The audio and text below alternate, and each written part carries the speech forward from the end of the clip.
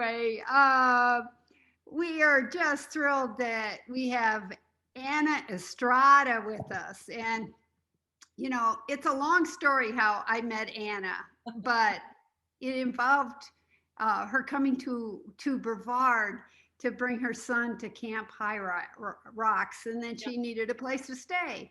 So anyway, that's how we hooked up, and it's been as soon as we met, you know how you meet somebody and you're like, oh, I just know that person. So that's how I felt, and I think she felt the same way when we met.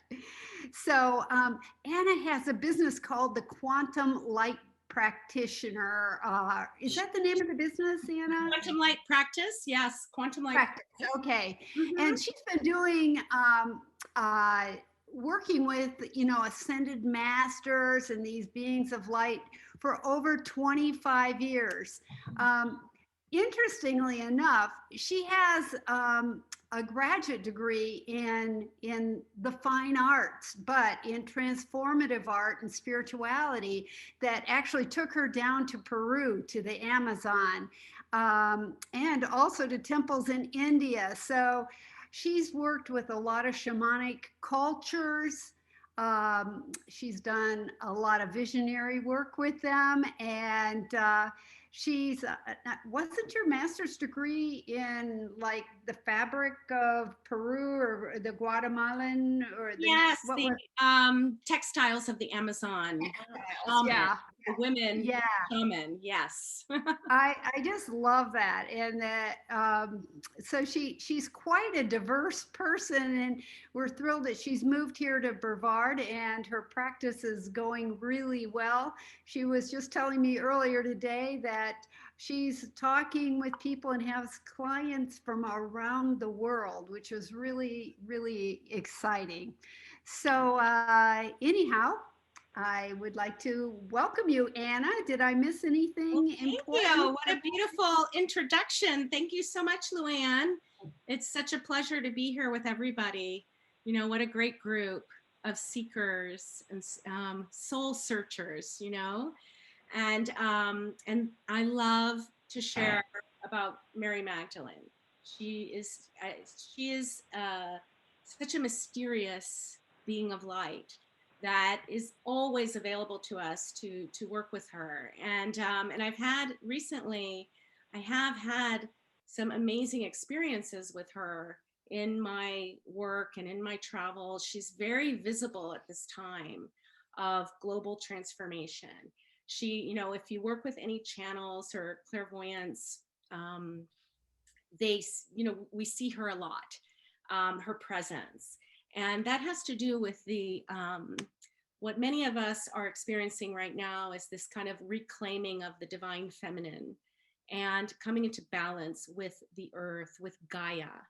And so she really, her teachings, her presence is all about that, reclaiming ourselves as sovereign beings of light, being embodied. So those are some of the teachings that I'll share with you, that I've experienced with her. It's always amazing to me because Mary Magdalene, as an ascended master, different people relate to her in different ways according to their own beliefs and worldview. And so, like for me, I was raised in the Catholic religion, so I have always heard about her. I always knew her story, the classic story of Mary Magdalene, that, she's the penitent, she was a prostitute, and that she had this experience with Jesus Christ, and she repented, and then she had this awakening experience, and she became very devoted, a devoted disciple in his group. And so that was the story that I had heard, that she had been a prostitute and that she converted. And that's about it. That's what we heard of her. And as I got older, and I would say, there was this classic book that came out called Holy Blood, Holy Grail. Probably many of you have heard of it. And I don't know, I think that came out in the 70s. And so that was like a lot of information, which became more popular when this Da Vinci Code, which was a very popular book, came out. But before that, and some of the research that that writer did came from Holy Blood, Holy Grail. And that is some research that was done about Mary Magdalene, and the story or the mythology or the narrative that she was actually had a sacred marriage with Yeshua, and that they even conceived a child, and that there's this lineage that, you know, that Mary Magdalene, after the crucifixion, left Jerusalem, and she went to go live in the south of France, and she gave birth to their child, and her name is Sarah. So if you go to the south of France, you'll see a lot of devotion to Sarah, and which is the daughter of Mary Magdalene and Yeshua. And there's actually a town that I recently visited. Well, the last time I went on a pilgrimage is what I did. I went on pilgrimage in 2017 and 2019. So last time I left the country before the pandemic. And so one of the major spots in the south of France, so the south of France is like this territory where there's a lot of devotion for Mary Magdalene. So this story is part of the culture there.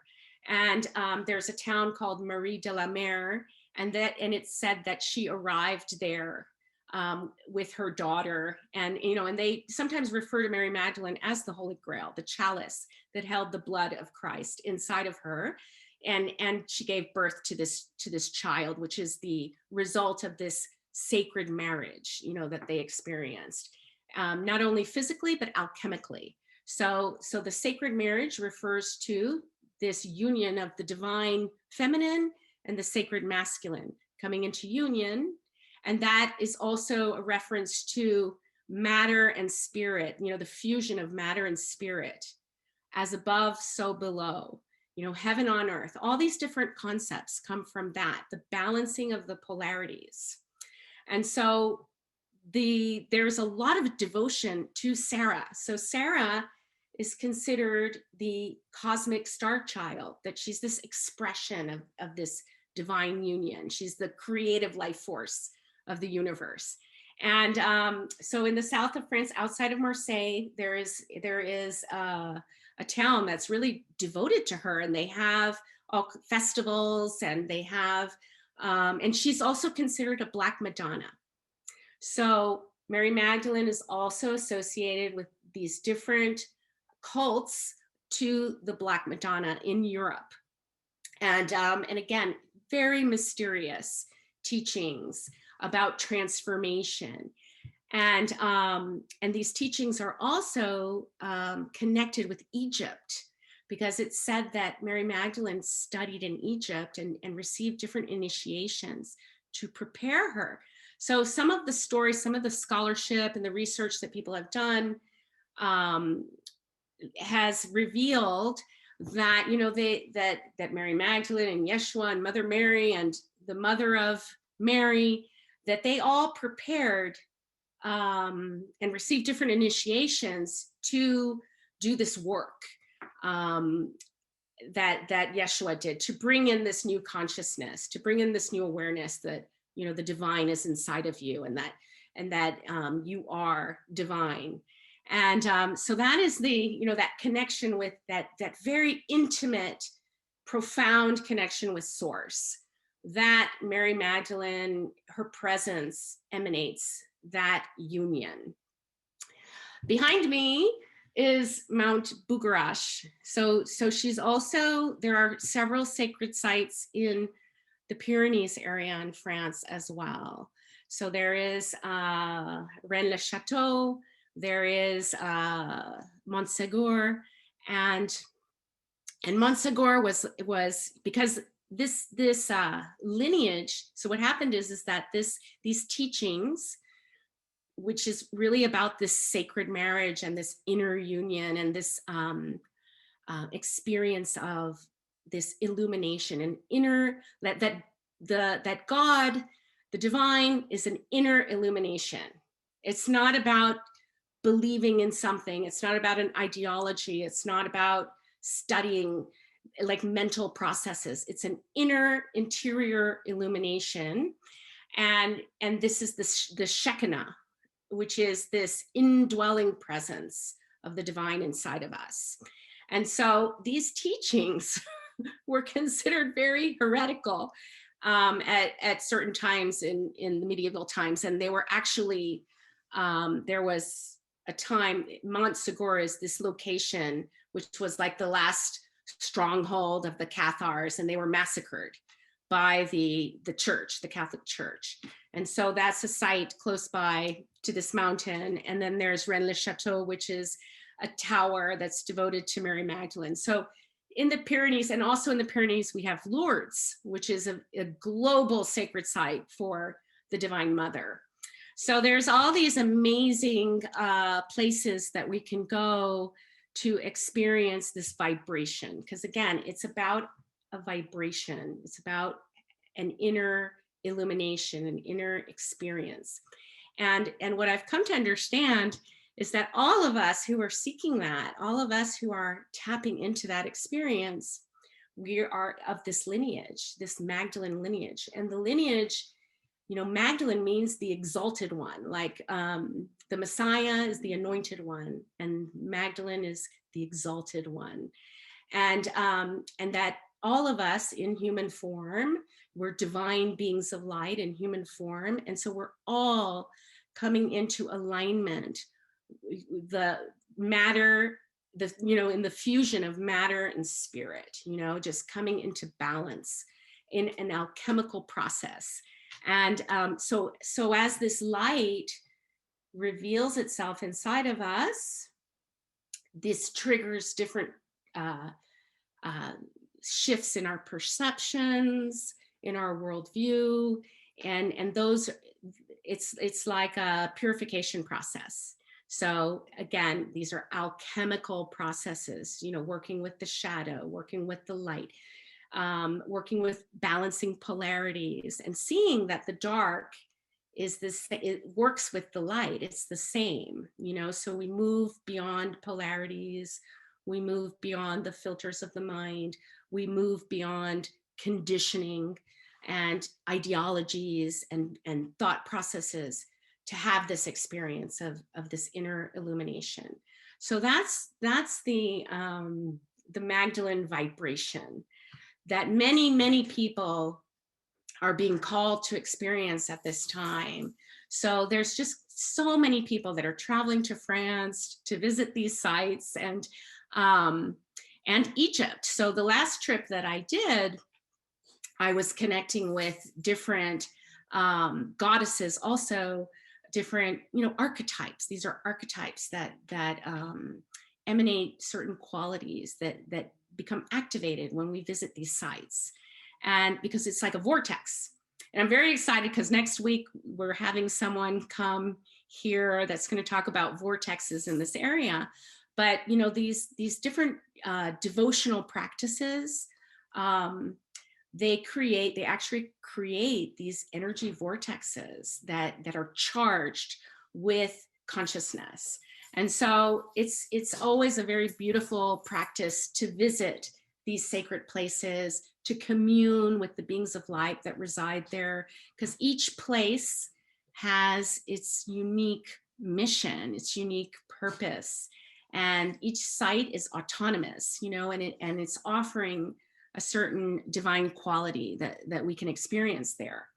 And so that is a big part of my practice, is traveling to these different places. And so when the last time I was in the south of France, I went to Egypt and I visited some of the temples there, and again had the experience of this Magdalene vibration, because it's known that she spent time in Egypt and working with these different mystery schools that are there, and that have to do with this, the death and rebirth, these transformative processes that they were all revealing to us in the time of Christ, this tremendous paradigm shift, this shift in consciousness that occurred in her time.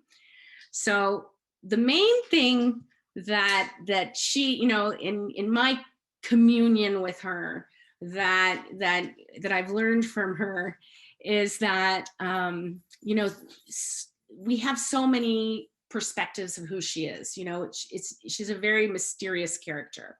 So, you know, we have the classic perception of her that she was a prostitute, and, you know, that the penitent prostitute.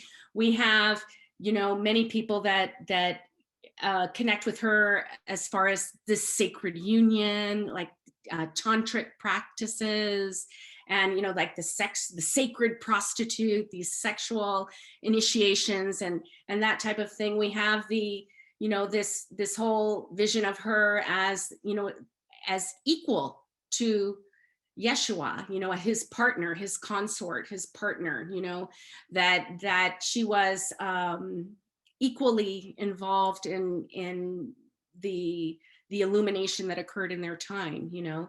And so what she's telling me, or what I experienced with her, is that the story doesn't matter. It doesn't matter what the story is. There's countless stories, there's countless narratives, and we go to the one that's appealing to us, that has to do with our beliefs and what we would like to see and what we want to experience, you know. So she's everything. She's all of those things. And so what matters is this alignment that she emanates, this inner union. That's what matters. So it's almost like when we work with her vibration, we're dropping the story. We're letting go of the story. We're emptying ourselves of any story about who we think we are and what it is we're supposed to be and what's good and what's bad. And it's like we're letting go of all of that. And so that's been the big teaching that I've received from her. Like, it doesn't matter who she was, you know, and there is scholarship and there are people that have investigated these things, and you can find that. But the Mary Magdalene is about the experience of the divine inside of you, and that inner union, and just really tapping into that that endless, that never-ending wellspring of divine love. You know, just really having that experience, cultivating that experience, so that we are we're vibrationally autonomous, you know, in that union. So, and especially now, so this state of consciousness is so really serves us at this time, because there's so, again, in the world, there's so many different stories and narratives about what's occurring, you know, so many different belief systems, so much division is occurring, you know, that has to do with beliefs. A lot of these, you know, all of last year, I mean, I'm sure I'm not the only one, you know, there were so many emotional triggers, you know, in conversations with people, you know, political ideas, and created so much division, you know. You know, there was like these wounds that were coming up, ancestral wounds that were being processed, you know, and so it's like there's all these different narratives, there's all these different stories that come up to the surface in this alchemical process to be dissolved, to be, it's like there are frequencies of separation that come up in layers, and the, you know, this Magdalene teaching is about offering love to every one of those frequencies of division, frequencies of separation that come forth, and allowing them to dissolve in this fire of love. And so, and what happens is that this creates such a powerful foundation of inner strength that you're not easily swayed by the crowd. You know, you go right to that place inside to find your clarity, to be able to pause when things get intense, to be able to choose your response, to choose, you know, how you're going to perceive certain events. It gives you like this space to pause and to go and to be in a witness, the witness consciousness. where you're observing and in surrender to this divine presence inside. So this surrender is a very important experience with this Magdalene vibration, and trust. Even though things look really scary or really crazy, that we stay in this awakened neutrality and trust that the divine is doing the work that needs to be done. Like we may not understand everything that's happening. We may not understand a response that, you know, someone close to me is having, you know, and then we allow that person to have that experience. You know, we trust the divine working through them, and focus on you know, whatever healing needs to occur inside ourselves. And in this way, you know, we stabilize in this frequency of that inner presence, and that supports others to do the same. You know, it's like that. It's like you become a transmitter of this consciousness. And so another very important teaching of the Magdalene vibration is being in the world, but not of it. You know, that you're engaged with the world, you're living your life, you're in the world, you're matter, you're embodied, but you have detachment with love, you know, and you understand that there's these processes, purification processes that people are going through, and we allow others to have their journey, right? And then we experience our own. And in that way, we can engage with people from a place of wholeness and respect, honoring diversity, honoring diverse perspectives and worldviews, and because, you know, it's like there's not one truth, you know, there really just is not one truth. And so again, this respect, you know, when we have that inner union, there's this compassion and respect for worldviews that are very different, you know, and the ability, the capacity to see everything as divine, you know, to have this divine sight. And so that is what I've experienced with this Magdalene vibration, and the deep awareness of this union, that every, just, you know, just using every disturbance, anything that occurs, as an opportunity to go deeper into love, as an opportunity to empty myself of beliefs, and you know, the opportunity to soften inside, so that I can open, so that my heart can continue to open and flower and receive this divine love. So she's all about love. So does anybody have any questions or about anything that I've said? It looks like Kevin's got his hand up. Of course, the quiet guy always has questions. Anna, thank you for doing this. I really enjoy the whole Magdalenian concept and everything. And I've got a couple of questions, and then want to get your take on it. I'm curious, when you mentioned Sarah as kind of the when you were talking about the Black Madonna. So are you saying that the Black Madonna concept is not ethnocentric from where it is, of the idea of the Madonna image, but it was attributed to Sarah exclusively, or kind of from that lineage? Well, no, there's many expressions of the Black Madonna. So it's a vibration of this very primal, deep womb. It's like this womb energy, the void, the womb, all of creation. So, you know, like all the facets of light.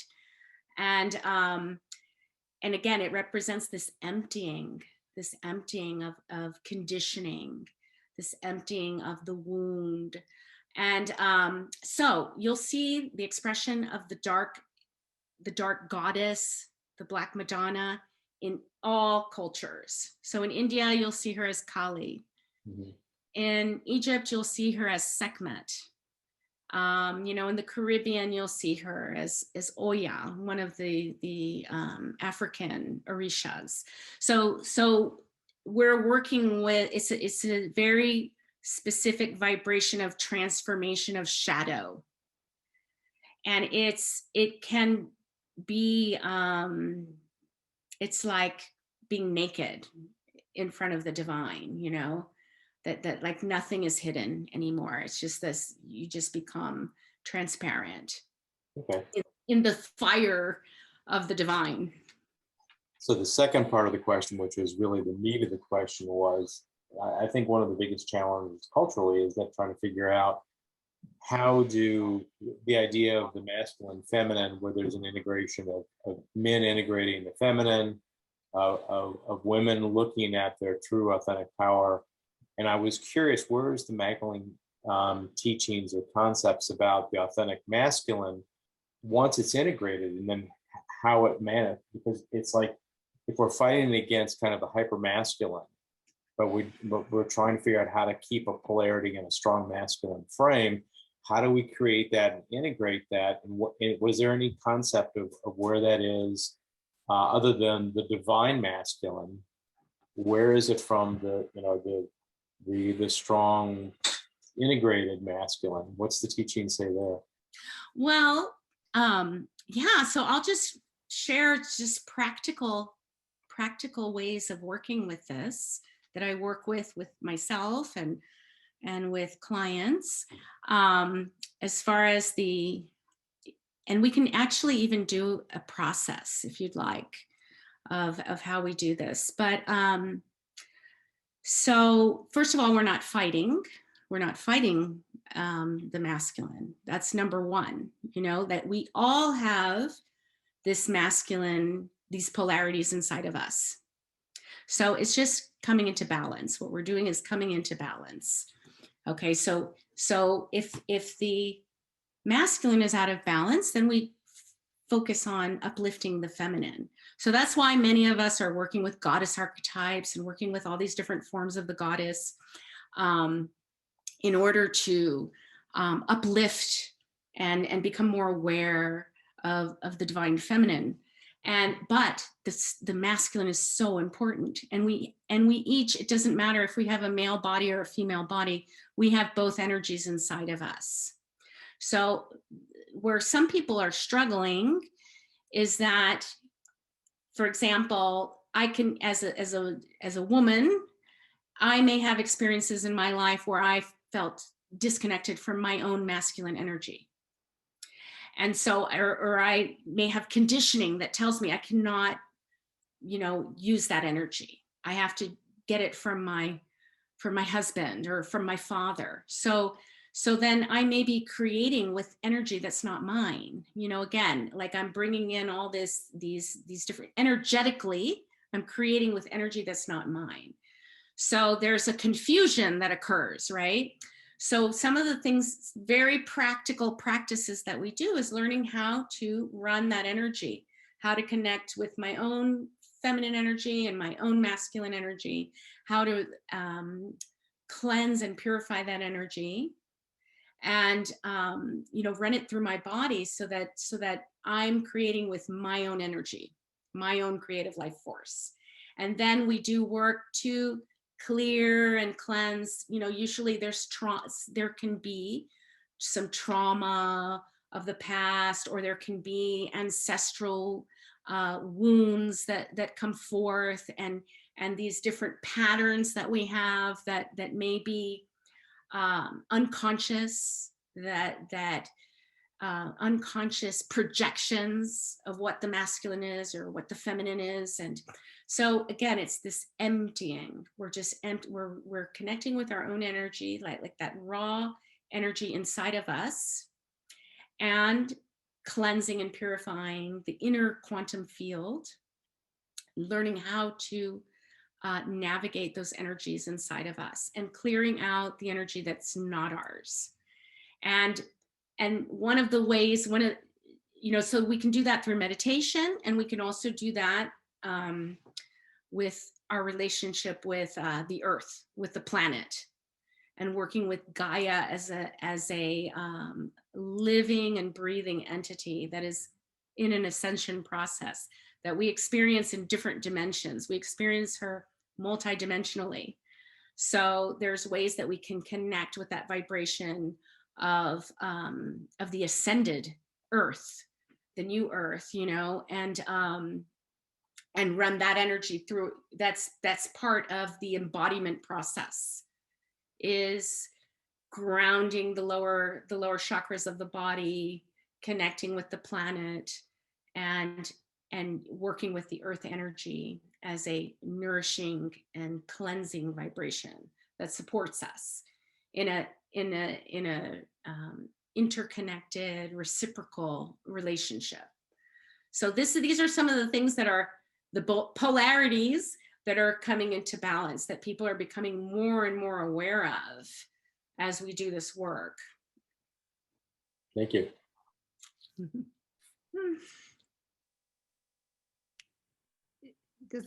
Sunny, go ahead.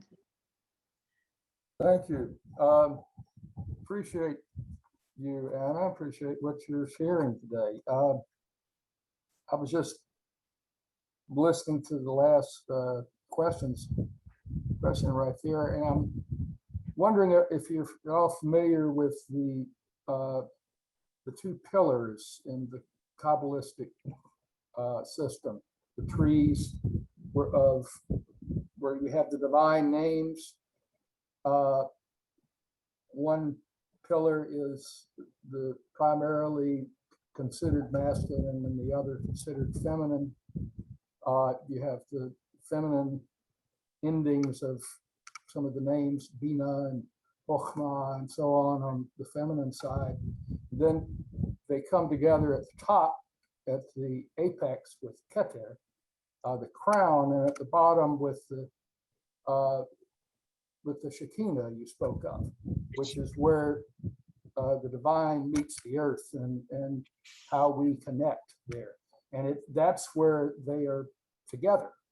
And that's when things are in balance, that's how we're supposed to have that union, as it were. We give honor to both sides, and one may be more active at a certain point and the other, and so on like that. Are you familiar with that system at all? Yes, I am. And again, we can do a process which is very practical to have that experience that you're talking about. So do you want to do it? What time is it? It just, you know, it's let's just have an experience, because again, the Magdalene vibration is an experience. And so what we're going to do is alignment. This is a practice called alignment. And this is like the foundation of everything I do in my work, and is about alignment. And so we'll just begin by, and again, it's an experience, so let's just jump right in.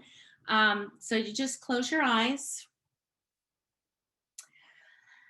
And then when you close your eyes, that's when you connect to the inner quantum field. That's the inner field. And we begin by just breathing into the body, just taking deep breaths into the body.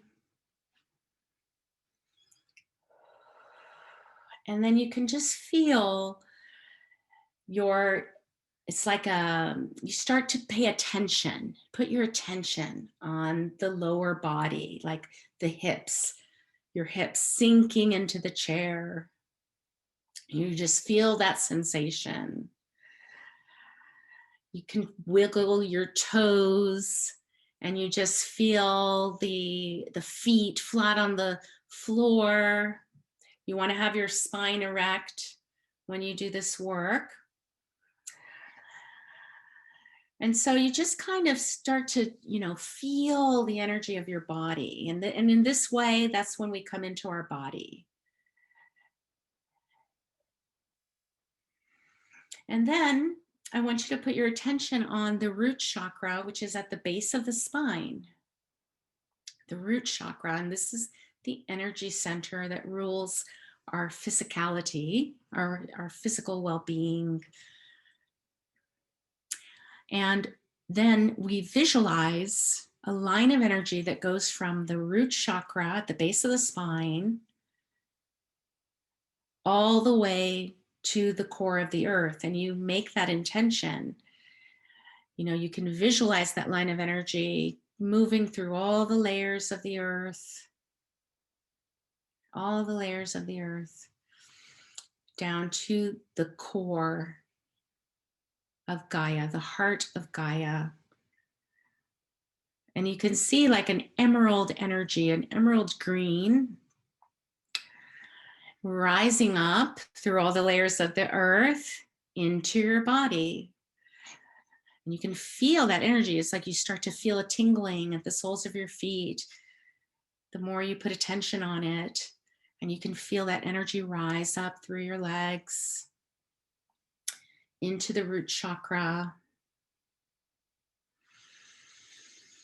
You just take deep breaths, and that energy, that earth energy, this is the ascended Gaia. You make the intention that you're connecting to this dimension of Gaia, the living, breathing entity that is the earth. It's an intelligence, it's a consciousness that's rising up into your body. It's just pure abundance and love. Rising into your body, rising up through the spine, into the heart. And just take deep breaths.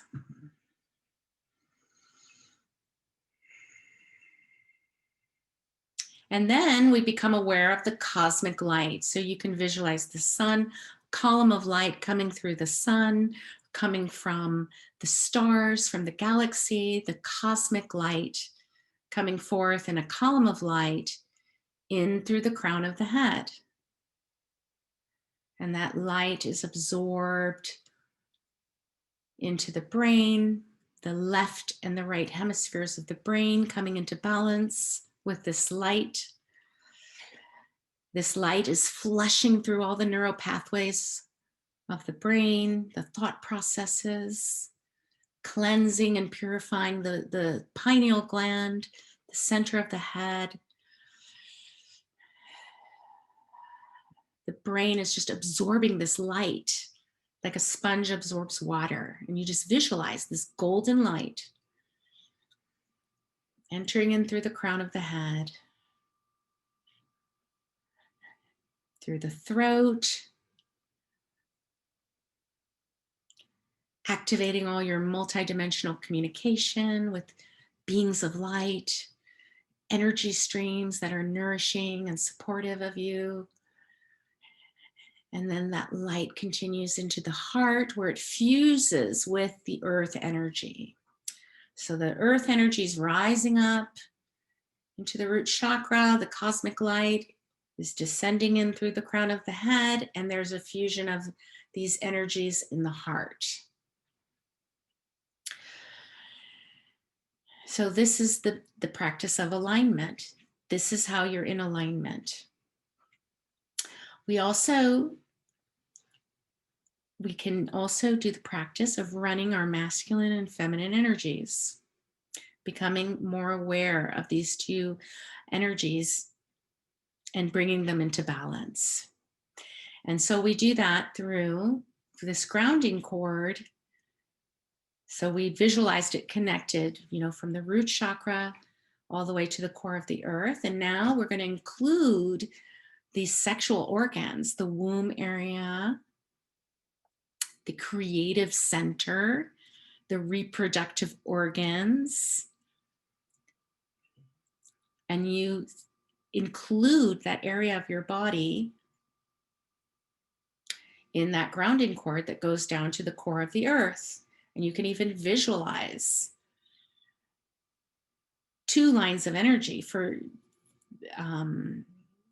connecting to the core of the earth.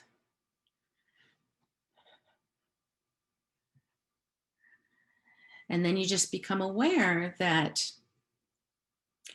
that one side of the body is the masculine vibration, and the other side of the body is the feminine vibration.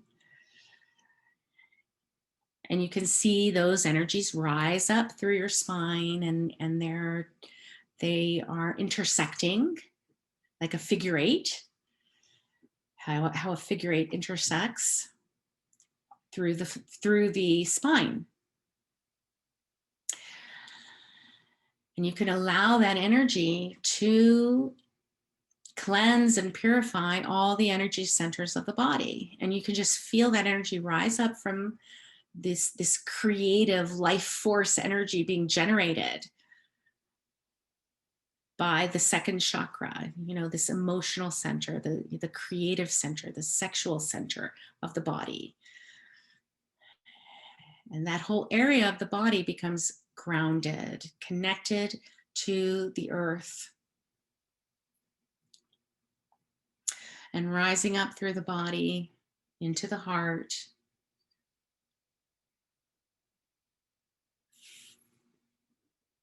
Infusing the heart with light as the heart receives and opens and blossoms and emanates this union throughout your entire being. And it continues to rise up through the throat into the third eye and fountains out the crown of the head and showers the environment around you, the earth around you. And then you see the earth energy rising up again from the core of the earth, and rising up through the spine, activating the feminine and masculine energies.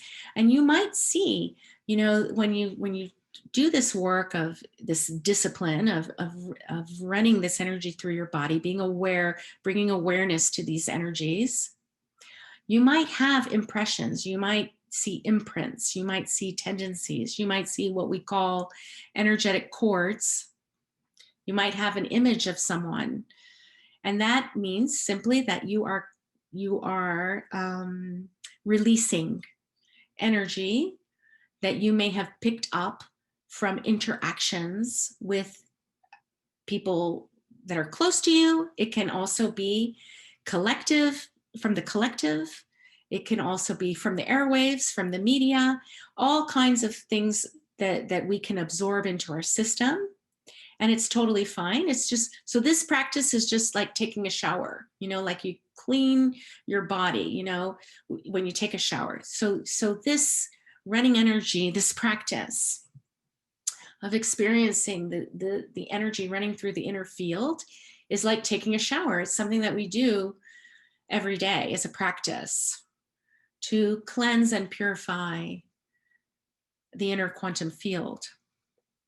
And it's this emptying that occurs, and it triggers these purification processes.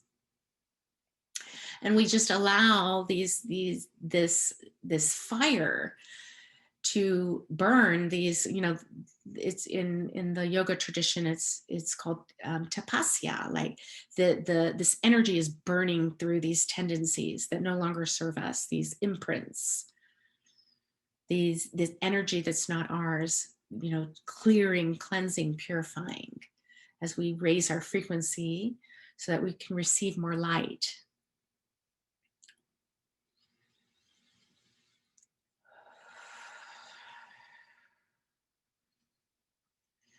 And then you focus on the heart, and you can see that there's this divine being there, and that's you, this divine child, this divine innocence, this purity. You connect with that purity of your own being in your heart.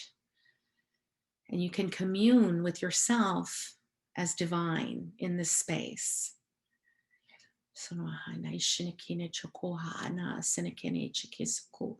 This is a Shekinah, the indwelling presence of the divine.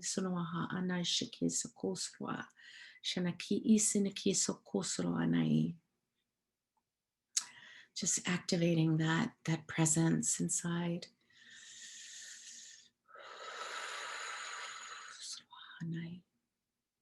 And just allow yourself to receive this divine love. The Divine Mother is coming forth to shower you with grace and divine love. You, as a being of light, a child of God, you're receiving this divine love. Just receive.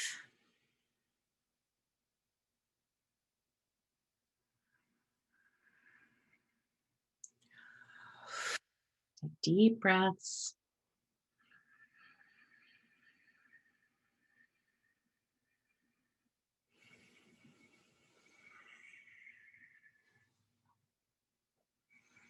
Just allowing yourself to receive.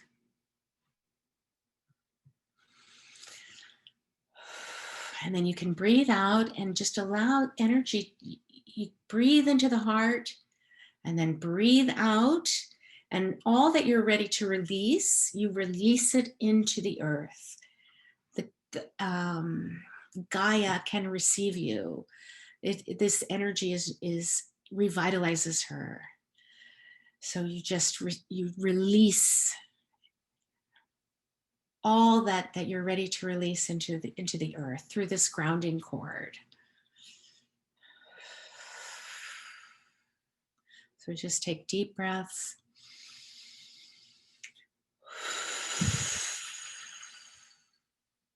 And we can see in the heart area, we can call forth any division that we've experienced, any division with our own self, just allowing that to arise, just allowing it to be there and to be infused with this divine love. So you might have a memory, you might have an impression that comes forth, you might see the face of a loved one that you may be struggling with, you may have had an interaction. So just allow all of that to come forth in the heart, whatever's there that's ready to be acknowledged. And we just offer these tendencies, these impressions, love. Asking for forgiveness, asking for understanding, offering love, receiving love.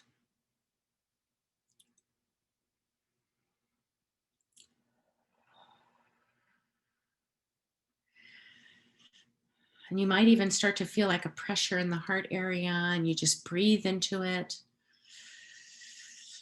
Because in the end, the story doesn't matter. The narrative doesn't matter. We're focusing on the energy.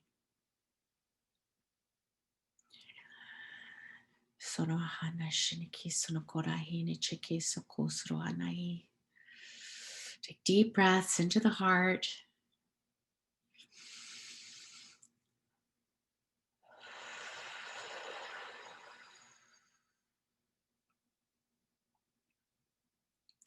And then calling forth this divine masculine vibration. Just calling forth that cosmic light, clarity. We're calling forth clarity, discernment, courage. And you can see that as a sphere of golden light that's hovering above the crown of the head. This is the Christ consciousness, the cosmic Christ. And it's just filled with discernment and courage and strength.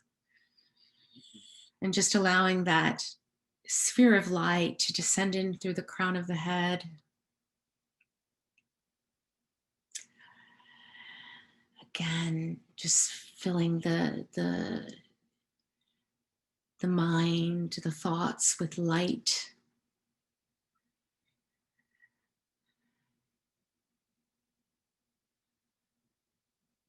Cleansing and clearing the throat. All our communication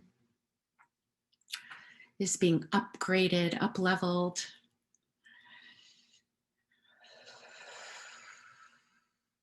Letting go of any any remnants of miscommunication or feeling misunderstood or feeling that you haven't been heard, all of those kinds of energies. We're just allowing that to come up, to be acknowledged, to be loved. And then entering into the heart, into the solar plexus, this power center of the body. And here many of us may have some energy cords that are being cleared and cleansed and purified, this power center of the body.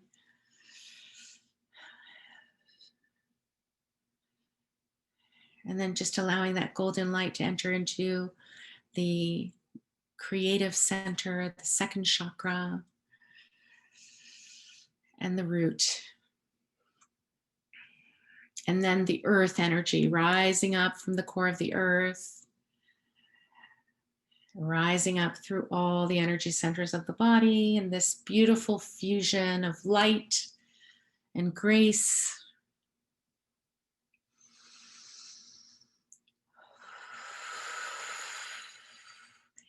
And as we complete, we'll receive this beautiful blessing from the Magdalene, the Galactic Magdalene lineage. And you're just receiving divine codes through the crown of the head that just activate more awareness of divine love, unconditional divine love inside of you.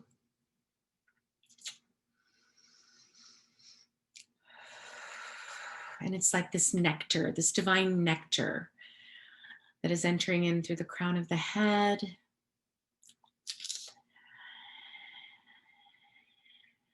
Just being absorbed by every cell of your body.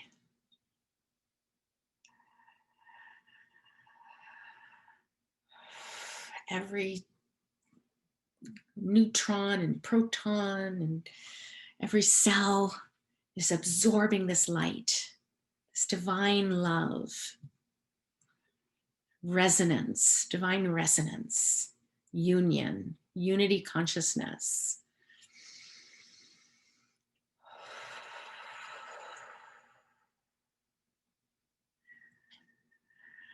And then we just become very aware of that beautiful connection that we have with Gaia that will continue to cultivate,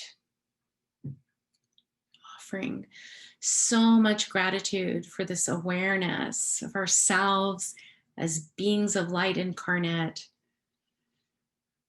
on this amazing mission to emanate this divine love out into the world. No matter what's occurring in the outer world, we experience this light. This is the truth. This is who we are. This light we can always draw from and be in any situation. Just breathe it all in.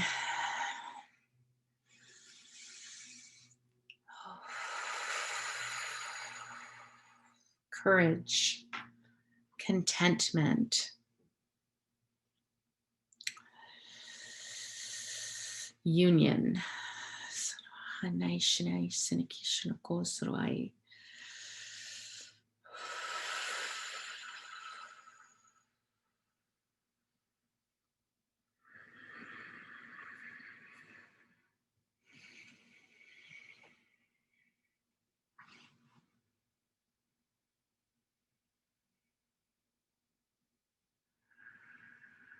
Offering so much gratitude as we just come back to this beautiful Zoom meeting, this beautiful gathering of beings of light. So how did that feel for you?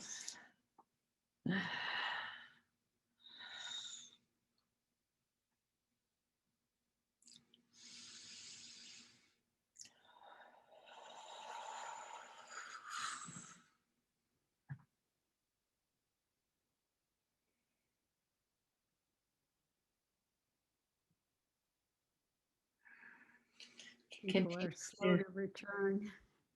We're marinating. Yes, marinating in the sauce. Yeah, because it's really a vibration. You feel the vibration, the energy. And again, it's just beyond the mind. And so it's just another part of the brain, I guess. So it's nice to have some, when we do this work, to have time to integrate and just kind of continue to bask in these frequencies.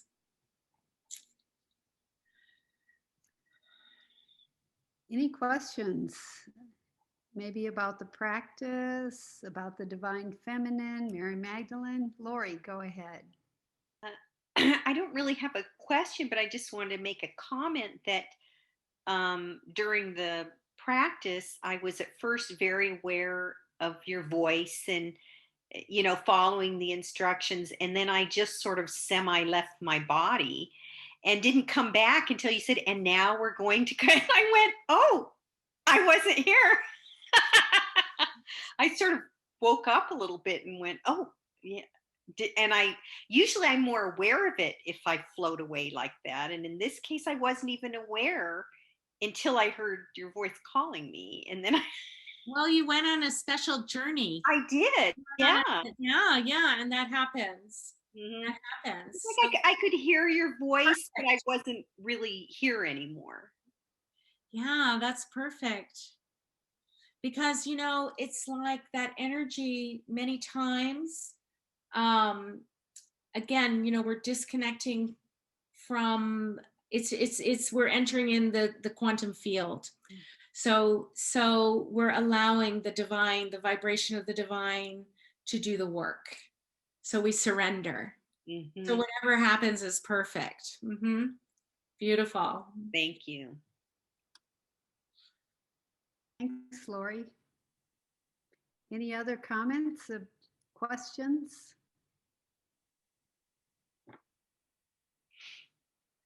Well, I was going to mention the Gnostic Gospels, Anna. Some people are familiar with them, some not as much, but I've been a big fan of reading the Gnostic Gospels, which were, when the time of Christianity happened, there were a lot of sects following Jesus, and some got thrown out. And a lot of the teachings got hidden because it became a mandate from the church that only certain volumes, certain teachings were acceptable by the church. And in the Gnostic Gospels, there was the Gospel of Mary. Yeah. There were the gospel of a lot of people that we haven't heard of because they didn't make the cut, so to speak. Gotcha. Yeah, so I find that really interesting, and the process of eliminating the divine feminine out of the Bible, Mm-hmm. and turning Mary into the prostitute. And the Gnostic Gospels talk very much about Mary Magdalene as being the favorite disciple of Jesus. And just as we've made certain folks evil and certain people, and that's why I think part of the thing came up with the prostitute, that she was called that because who could respect a prostitute? So, but they're quite beautiful teachings, and it would totally make sense that she went on. And at least the energy, however you want to see it and perceive it, at least the energy. And it's interesting to read what the Divine Mary said in the Gospels. So I just wanted to make that comment. Yeah, she was slandered for 2,000 years, slandered. And, yes. And so again, things are not always what they appear to be, just because it's written in a book. And so, at different times, different awarenesses are revealed. There is this monastery in the south of France, in the Provence area. So that's the area that she is said to have lived. And it's Mary Magdalene Monastery, and there's a mountain there. It's called La Baume, and you climb, and I've stayed there, and you climb the mountain, and up at the top there's a cave, this very, very large cave that has a spring inside of it, and that's considered to be her home, that she lived there. It's said that she lived there for 30 years, and in like a state of union with Yeshua and with followers. So like, the way I understand it, they were holding space for this global transformation that was occurring, and seeding consciousness throughout the planet in these practices. And so, we're again, these aren't historical timelines. These are mythologies and stories that have been told through the centuries, because again, so much of it was hidden, and as a way to control that information. And yes, there we experienced in Europe the burning times, where 9 million people were burned for being mystics, and so it's scary. We can feel that energy collectively when we talk about these things. Sometimes we tap into that terror of expressing these teachings or having these experiences, because when you're in that inner union, you're empowered. Nothing can touch you. And so that, the dark forces who are wanting to control and manipulate, and they don't like that. They don't want, they don't, it's very simple. So, we have been through so much persecution, in our spirituality. And so we have to work through that, that this, the Cathars, that massacre that occurred, they were one of these sects that was just wiped out pretty much, and so we have that memory. And the Inquisition, so anyway, so these are things, those are the ancestral wounds, those are these that have created these experiences of separation inside ourselves. So sometimes we as we're growing and purifying, we experience, those are some of the conditionings that we have to experience and cleanse and clear and integrate. They're fragmented parts of ourselves from the collective memory that we have to face, as we go into union. But it's worth it. Yeah, I was just going to say, it's interesting how things get manipulated and how a power comes along, like Bishop Tertullian, it's about 150 years after Christ, but all of a sudden women are not allowed to do this. They are not allowed to baptize. Women are not allowed to hold any priestly function in the church. Women can't do this. Women cannot be in the same, priesthood as men. I mean, this is after Christ. Yeah. The rules came up, and it's easy to place the rules when you've got the Holy Roman Empire on your side that takes care of anybody that crosses their philosophy. And it's to me it's just joyous to feel the divine feminine coming back. It really is. Yeah. Yes. And Larry has a question. Oh, go ahead. Sorry. Go ahead, Anna, and then Larry has a question. Go ahead. Okay, go ahead, Larry. Yes, Anna, I know very little about what's in the Bible, but I didn't think there was a lot of detail in the Bible about Mary Magdalene. And Gwen mentioned the Gnostic and Mary. So what is your source for your information? Sure. There's a scholar called Karen Armstrong, and she wrote this book that really, really affected me called The Gospel According to Women.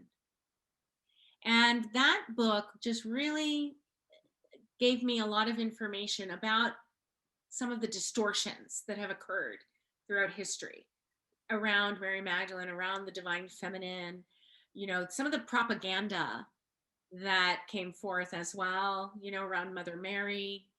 And so it's kind of like a historical journey through the centuries. It's called The Gospel According to Woman. There's also another writer called Margaret Starbird, I believe her name is, and she wrote a book called Woman with an Alabaster Jar. The Woman with an Alabaster Jar, I think it's called. So there's different scholars that have written about Mary, have done research, of the Gnostic Gospels and different Bible stories and different perspectives. And so there is a lot of scholarship out there about Mary Magdalene. One of the more recent ones that I've seen is by Marguerite Marguerite Riglioso. And she wrote this book about the Immaculate Conception.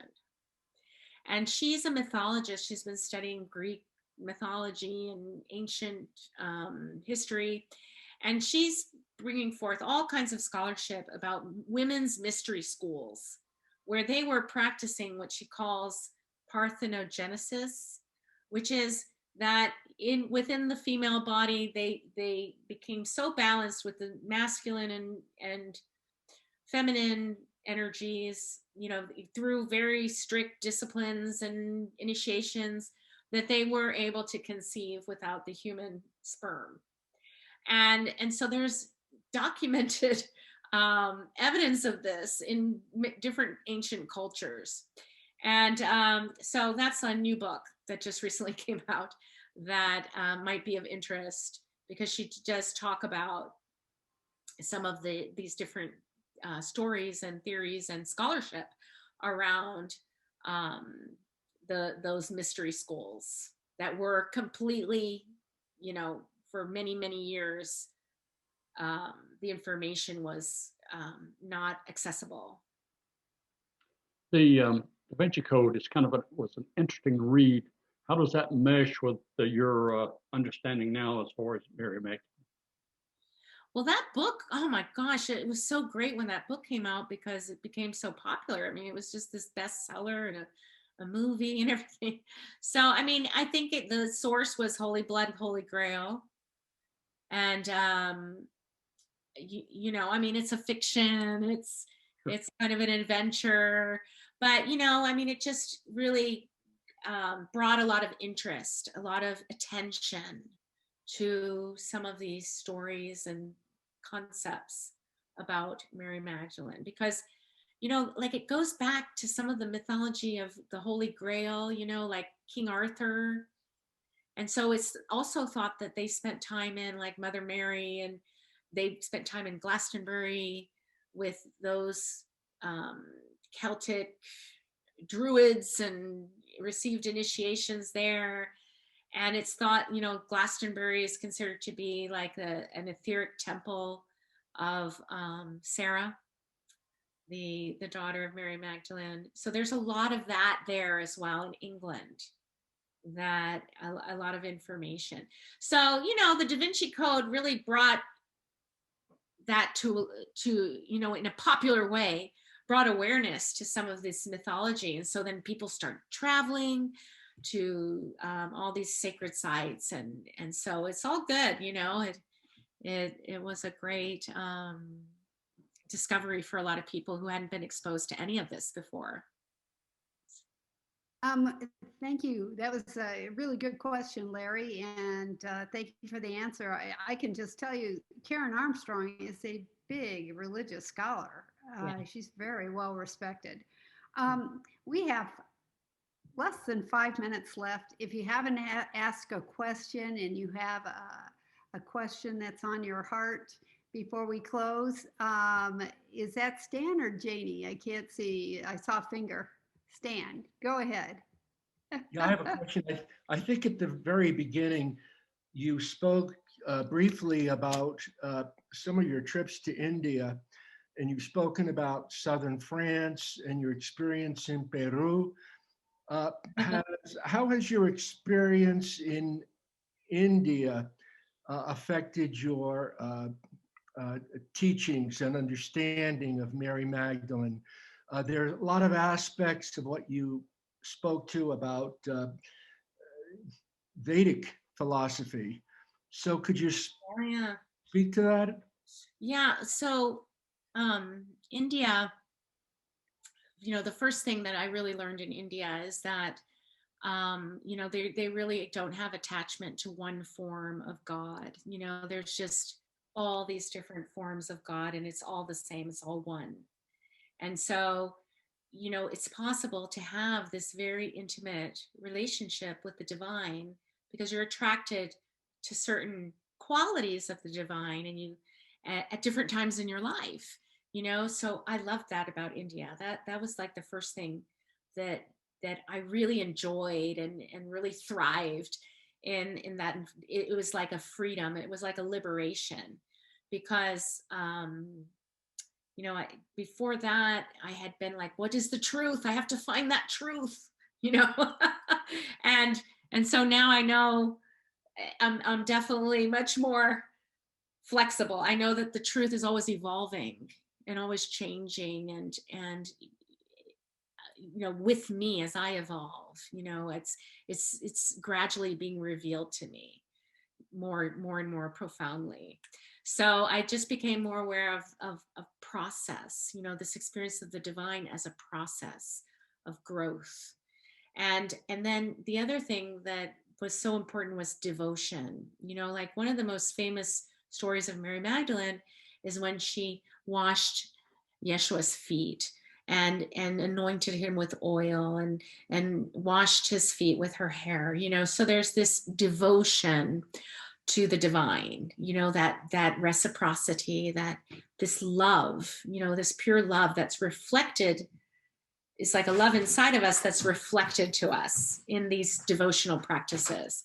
So like in India, if you're working with Lakshmi, for example, it's that she's reflecting that divinity to you.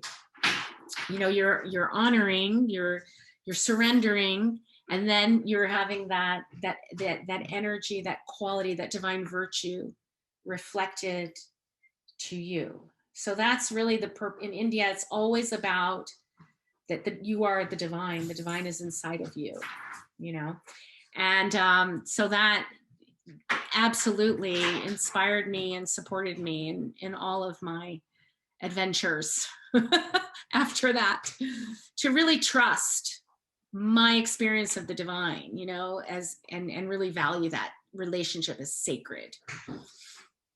I thank you. That was a great question and great answer. I'm going to say one thing from Sunny. He says here in our comments, for further info on what the state of scholarship is about Mary Magdalene, this scholar named Kaylin Aspo offers some good leads and correctives to the prostitute label. So he puts that in the chat if anybody wants to get it before we sign off, which is going to be about right now. Grab that quickly. And I just want to thank you tonight for a wonderful presentation. I know a lot of folks are very interested in Mary Magdalene, and this is a beautiful time for the masculine to meet feminine. Yay. Yes. Yes. Thank you for having me. What a blessing to be together and share with all of you. So thank you. Thank you. Thank you. Really enjoyed it. Take care, everyone. See you next week with the Thanks, vortex lady. Oh, yeah, I'll be here for sure. Okay. All right. Bye, everyone. Bye.